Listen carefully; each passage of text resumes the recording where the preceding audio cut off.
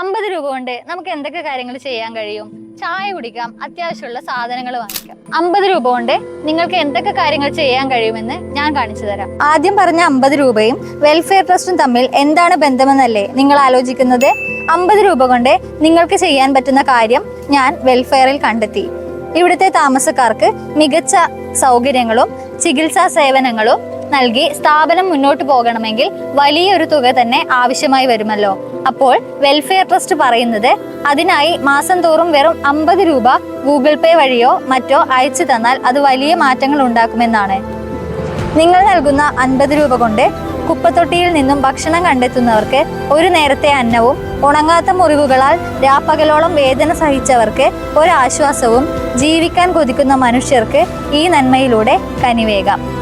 നമ്മൾ കൊടുക്കുന്ന 50 രൂപ ഇത്രയും ആളുകളെ സന്തോഷിപ്പിക്കാൻ കഴിയുന്ന വാല്യൂ ഉണ്ടെങ്കിൽ നമുക്ക് ചെയ്യാൻ പറ്റുന്ന ഏറ്റവും മനോഹരമായ കാര്യം അത് തന്നെയായിരിക്കുമല്ലോ.